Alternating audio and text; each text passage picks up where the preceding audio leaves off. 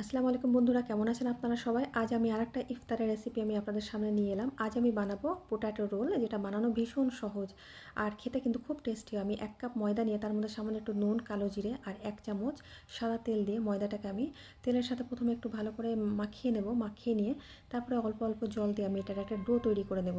ঠিক যেমন আমরা লুচি পরোটা আমরা খাওয়ার জন্য যেমন আমরা ময়দা মাখি, ঠিক সেইভাবে আমি ময়দাটাকে মেখে নেব। মানে ময়দাটা দেখুন মেখে নিয়েছি। মেখে নিয়ে এবার এর উপরে আরও 1 চামচ তেল দিয়ে মাখিয়ে নিয়ে ময়দাটাকে 10 মিনিটের জন্য রেস্টে রেখে দেবো। আর এখানে আমি নিয়েছি আমি দুটো আলুটাকে আমি সেদ্ধ করে খুব ভালো করে ম্যাশ করে নিয়েছি। এবার আমি এর মধ্যে দিয়ে দিচ্ছি পরিমাণ মতো নুন, দিয়ে দেবো আমি সামান্য একটু হলুদ গুঁড়ো, সামান্য একটু জিরে গুঁড়ো স্বাদ অনুযায়ী, আর লঙ্কা গুঁড়ো দিয়ে দিলাম, লাল লঙ্কা গুঁড়ো। ঝালটা আপনারা আপনাদের পছন্দ মতন দিয়ে দেবেন। আমি কিছুটা লঙ্কা কুচিও দিয়ে দিলাম, আমি একটু ঝাল বেশি খাই। আর ধনেপাতা কুচি।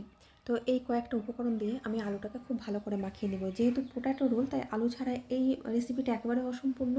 তো আলুটাকে আমি খুব ভালো করে মাখিয়ে নিয়ে তারপরে আলুটাকে আমি 3 ভাগে ভাগ করে নিচ্ছি। যেহেতু আমি 1 কাপ ময়দা মেখেছি, আমার 1 কাপ ময়দা থেকে 3খানা আমার লেচি হবে, তো আলুটাকেও 3 ভাগে ভাগ করে রেখে দিলাম। আর এতক্ষণে ময়দাটাও মানে সফট হয়ে গেছে, নরম।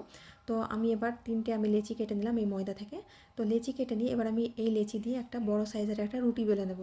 তো রুটির সাইজটা একটু বড় হবে, যেহেতু লেচিটা সামান্য একটু বড় হয়েছে রুটির থেকে। তো একটু বড় সাইজের আমি পাতলা করে আমি একটা রুটি বেলে নেব, আমি আপনাদের দেখাচ্ছি। তো রুটিটা আমার এরকম আমি বেলে নিয়েছি, এরকম পাতলা করে বেলে নিয়ে এবার যে আমি আলুটা মেখে রেখেছিলাম, তো আলুটার 1 ভাগ নিয়ে আমি, তো যেহেতু 3খানা লেচি 3 ভাগে আলু আছে, তো 1 ভাগ আমি আলুটাকে নিয়ে রুটির উপরে আমি চারিদিকে ছড়িয়ে নেব। মানে আলুর আমি আর একটা লেয়ার তৈরি করে নেব এই রুটিটার উপরে। চারিদিকে দেখুন আমি ছড়িয়ে নিচ্ছি। তো এইভাবে আমি চারিদিকে ছড়িয়ে নিচ্ছি, দেখুন সুন্দরভাবে ছড়িয়ে নেওয়ার পরে এবার রুটিটাকে দেখুন আমি 6 ভাগে ভাগ করে কেটে নিচ্ছি। ঠিক যেমন আমরা পিৎজা কাটি, পিৎজা কাটার মতন 6 টুকরো করে আমি কেটে নিচ্ছি এই রুটিটাকে। তো কেটে নেওয়ার পরে এবার এক একটা টুকরো দিয়ে এভাবে মুড়ে মুড়ে আমি এক একটা রোল বানিয়ে নিচ্ছি। দেখুন কত সহজে আর কত সুন্দরভাবে রোলটা হয়ে গেল। আমি আরেকটা তৈরি করে দেখাচ্ছি। তো এক একটা টুকরো দিয়ে এক একটা রোল হয়ে যাচ্ছে, মানে একটা রুটি থেকে 6খানা আমার রোল হলো। তো রোলগুলো হয়ে গেছে, বাকি রোলগুলো এভাবে তৈরি করে এবার আমি ভেজে নেব। তো এখানে কড়াই আমি তেল গরম করে নিয়েছি। তেল গরম করে প্রথমে আমি 5-6খানা রোল দিয়ে দিলাম। আর গ্যাসটাকে মিডিয়াম ফ্লেমে রেখে 5 থেকে 6 মিনিট সময় নিয়ে উল্টিয়ে পাল্টিয়ে আমি এই রোলগুলো আমি ব্রাউন কালার করে ভেজে নেব। আমি কখনোই হাই ফ্লেমে ভাজি না। আমি যে কোনো ভাজাভুজি কিন্তু আমি মানে মিডিয়াম ফ্লেমে আমি করার চেষ্টা করি, তাহলে ভাজাটা খুব সুন্দরভাবে হয়ে যায়। তো 5-6 মিনিট নাড়াচাড়া করার পর দেখুন কত সুন্দর একটা কালার এসছে।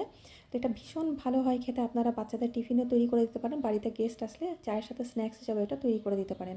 তো প্রথমে এক ব্যাচ আমি ভেজে নিয়ে দ্বিতীয় ব্যাচটাও আমি দিয়ে দিলাম। এইভাবে সমস্তটা ভেজে নিয়ে আমি আপনাদের দেখাচ্ছি কত সুন্দর হয়েছে। রোলগুলো আমার তৈরি হয়ে গেছে। আমি একটা ভেঙে দেখাচ্ছি যে এটা ভিতর থেকে কতটা সফট আর উপর থেকে কতটা ক্রিস্পি। তো রেসিপিটা ভালো লাগলে আমার চ্যানেলটাকে সাবস্ক্রাইব করে দেবেন এবং লাইক শেয়ার করে দেবেন।